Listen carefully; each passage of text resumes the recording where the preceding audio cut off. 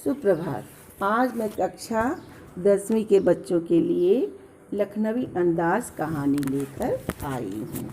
इस कहानी के रचनाकार हैं यशपाल। इनका थोड़ा साहित्यिक परिचय दे देती हूँ। यशपाल जी का जन्म सन 1903 में पंजाब के फिरोजपुर छावनी में हुआ। प्रारंभिक शिक्षा कांगड़ा में ग्रहण करने के बाद लाहौर के नेशनल कॉलेज से उन्होंने बीए किया। वहाँ उनका परिचय भगत सिंह और सुखदेव से हुआ। स्वाधीनता संग्राम की क्रांतिकारी धारा से जुड़ाव के कारण वे जेल भी गए। उनकी मृत्यु सन 1976 में हुई। उनके कहानी संग्रहों में ज्ञानदान, तर्क का तूफान, पिंजरे की उड़ान आदि उल्लेखनीय है। उनका झूठा सच उपन्यास भारत विभाजन की त्रासदी का मार्मिक दस्तावेज है। इनकी रचनाओं में आम आदमी के सरोकारों की उपस्थिति है। वे यथार्थवादी शैली के विशिष्ट रचनाकार हैं। सामाजिक विषमता, राजनीतिक पाखंड और रूढ़ियों के खिलाफ उनकी रचनाएं मुखर हैं। इनकी भाषा वातावरण के अनुसार प्रभाव पैदा करने की क्षमता रखती है। विषय के अनुरूप उन्होंने उर्दू और अंग्रेजी शब्दों का भी प्रयोग किया है। अब इस पाठ में यह पाठ जो है एक व्यंग्यात्मक रचना है, जिसमें लेखक ने उस पतनशील सामंती वर्ग पर कटाक्ष किया है जो वास्तविकता से बेखबर एक बनावटी जीवन शैली का अभ्यास है। आज के समय में भी ऐसी परजीवी संस्कृति देखा जा सकता है। आज भी ऐसे लोग हैं जो अंदर से खोखले हैं, ऊपर से ठसक दिखाते हैं। लेखक को थोड़ी दूर की यात्रा करनी थी, इसलिए वह सेकेंड क्लास का टिकट लेकर गाड़ी पर चढ़ गए। उनकी इच्छा थी कि गाड़ी में चढ़े, क्यों? थोड़ी दूर की यात्रा करनी थी, इसलिए सेकेंड क्लास का टिकट ले गए। उनकी इच्छा थी नई कहानी के बारे में सोचने का अच्छा अवसर सेकेंड क्लास के डब्बे में मिल जाएगा और भीड़ से भी ये बच जाएंगे और खिड़की के पास बैठकर प्राकृतिक दृश्य का अवलोकन भी करेंगे। एकांत रहेगा, कल्पना की उड़ान भरेंगे और साहित्यिक रचनाएं करेंगे। लेखक डिब्बे को खाली जानकर उसमें चढ़े थे, पर उसमें पहले से ही एक सफ़ेद पोश सज्जन देखने से लखनऊ के नवाब लग रहे थे। बैठे हुए थे, पालथी मार कर बैठे थे। सामने तौलिए पर 2 चिकने खीरे रखे थे। लेखक का डिब्बे में प्रवेश करना नवाब साहब को अच्छा नहीं लगा। लेखक ने उनसे परिचय करने का प्रयास किया, लेकिन उनके चेहरे पर असंतोष का भाव झलक रहा था और लेखक को देखते ही वह मुंह मोड़कर खिड़की की तरफ बाहर झांकने लगे। लेखक नवाब साहब के बारे में सोचने लगा कि उन्होंने अकेले यात्रा करने की इच्छा से सेकंड क्लास का टिकट खरीदा होगा, इसलिए उन्होंने खीरे खरीदे होंगे। अब किसी दूसरे के सामने वह खीरा कैसे खाए?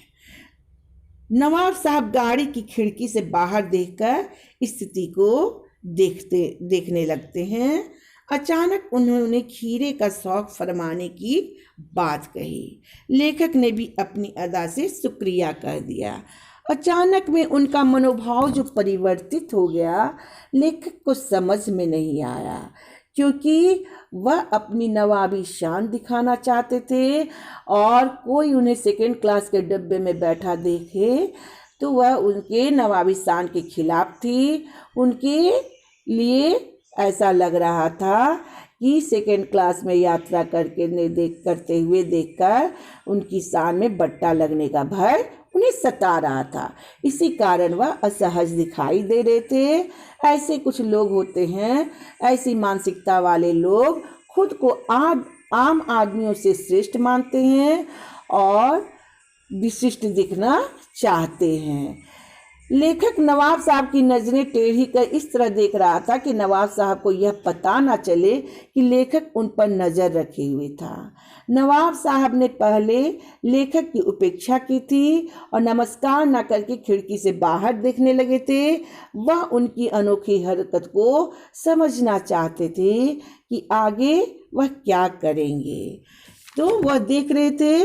उसके बाद वो क्या करते हैं कि खीरे को बड़े ही सलीके से काटते हैं, नमक जीरा बुरकते हैं, और जब वो खीरे को काट रहे थे, नमक मिर्ची जीरा दे रहे थे, बुरक रहे थे, तो उनके होठों में, उनके मुंह में पानी आ गया था। भले ही ऊपर से वो नवाबी दिखा रहे थे, लेकिन असलियत तो उनकी दिख रही थी। खीरे की फांकों पर जीरा नमक और मिर्च बुरकते समय उनके मुख से झलकते हाव भाव बता रहे थे कि नवाब साहब खीरे का स्वाद चखने को उतावले थे। वो मन ही मन खीरे के स्वाद का अनुभव कर रहे थे। उनके जबड़ों का हरकत करना और मुंह में पानी भर आना इसका प्रमाण दे रहा था।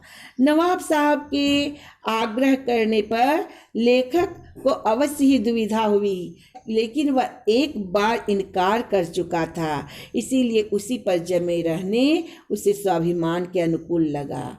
उसने इसके लिए कुछ बहाने गढ़े। उसने कहा कि उसे इस समय खीरा खाने की इच्छा नहीं हो रही है, उनकी पाचन शक्ति भी कमजोर है। लेखक का मानना था कि नवाब साहब बाहर से भले ही रईसी का दिखावा कर रहे थे, लेकिन उनका मन खीरे जैसी आम आदमी के खाने की चीज पर ललचा रहा था। वह अपनी दुर्बलता और असलियत को छिपाने की भरसक कोशिश कर रहे थे, लेकिन खीरे की फांकों को सामने देखकर उनके हाव भाव उनकी असलियत को छिपने नहीं दे रहे थे। समझ रहे हो बच्चे कहानी को? तो देखो नवाब साहब पर किस प्रकार से व्यंग किया गया है। और अब नवाब साहब का देखोगे और नवाबी ठसक किस प्रकार की है। नवाब साहब ने खीरे की एक फांक उठाई और उसे होठों तक ले गए। फांक को सूंघा, सुगंध से ही स्वाद का आनंद अनुभव करते हुए उनके नेत्र बंद हो गए। खीरे के मुंह के इतने समीप आ जाने के कारण उनके मुंह में पानी भर आया, जिसे उन्होंने चुपचाप गटक गया। समझे? चुपचाप उस पानी को निगल लिया।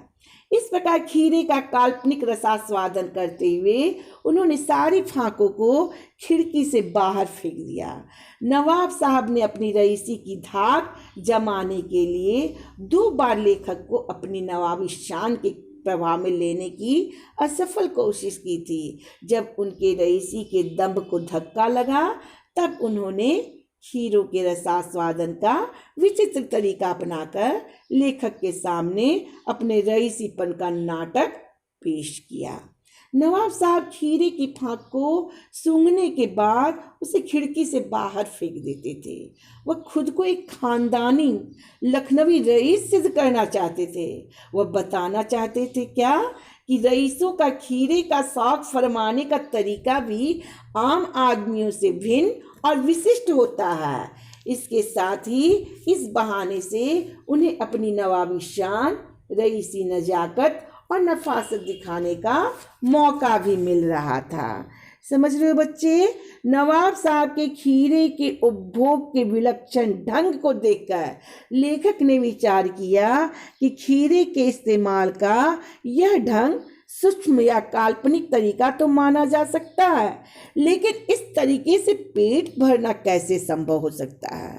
पेट की तृप्ति तो तभी होती है जब कोई खाद्य पदार्थ मुंह से खाया जाकर पेट में पहुंचे। समझ रहे हो? नवाबों और रईसों के चोचलों और बनावटी व्यवहार के साथ ही नई कहानी के लेखकों को अपने व्यंग का लक्ष्य बनाया है लेखक यशपाल ने। नई कहानी के लेखक भी बिना विचार, घटना और पात्रों का उपयोग किए कहानी लिख लेने का दिखावा किया करते हैं। सच तो यह है कि दोनों ही कुछ नया कर दिखाने की सनक में उपहास के पात्र बन जाते हैं। नवाब साहब के खीरे खाने के तरीके ने लेखक को चमत्कृत कर दिया। उसको अचानक एक नया ज्ञान या अनुभव प्राप्त हो गया।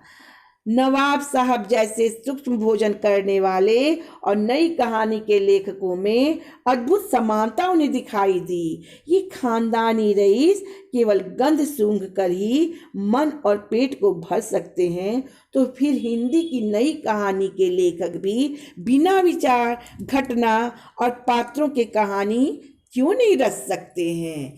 कहानी का प्लॉट कुछ भी नहीं, बस कहानी रच देना आज के नए कहानीकारों का चलन हो गया है। तो इस कहानी के माध्यम से क्या कहा गया आपको? नवाबी रईसी, उनके चोचले को दिखाया गया है कि किस प्रकार बिना खाए ही डकार ले सकते हैं, यानी पेट भर गया, डकार आ गए, जबकि ऐसा कदापि संभव नहीं है। यह उन हंसी का पात्र मनुष्य बन जाता है ऐसे में। अब इस कहानी में समझ में आ रहा होगा कि इस कहानी के में अब जो प्रश्नोत्तर है उसको देखोगे। इस कहानी के अंतर्गत जो प्रश्नोत्तर है, लेखक को नवाब साहब के किन हावभावों से महसूस हुआ कि वे उनसे बातचीत करने के लिए तनिक भी उत्सुक नहीं है?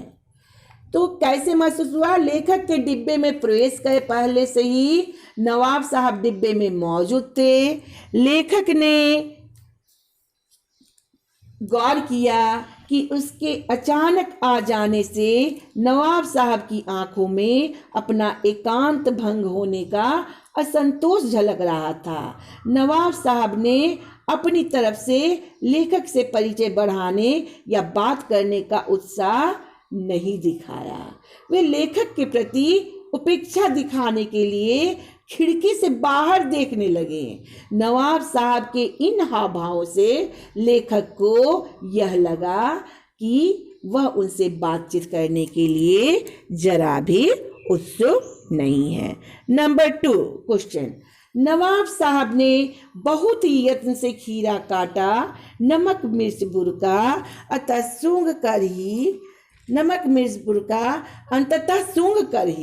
अंततः सूंघ कर ही खिड़की से बाहर फेंक दिया। उन्होंने ऐसा क्यों किया होगा? उनका ऐसा करना उनके कैसे स्वभाव को इंगित करता है? नवाब साहब का कैसे स्वभाव को इंगित करता है, यह प्रश्न है। अब सुनोगे इसका उत्तर।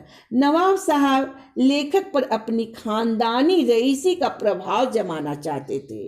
इसके लिए उन्होंने खीरे के आस्वादन का एक निहायत नया तरीका पेश किया। बड़े मनोयोग से खीरे तैयार करने के बाद उन्होंने उसकी फाकों को केवल सूंघ कर ही उसके स्वाद का आनंद लेने का अभिनय किया। वह खानदानी रईसों की नजाकत, नफासत और तहजीब का प्रदर्शन करके लेखक को हीनता का अनुभव कराना चाहते थे।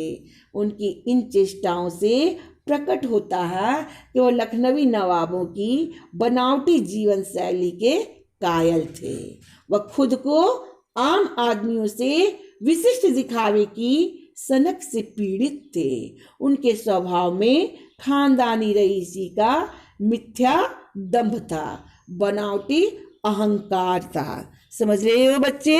नेक्स्ट प्रश्न, क्वेश्चन नंबर 3, सुनोगे ध्यान से।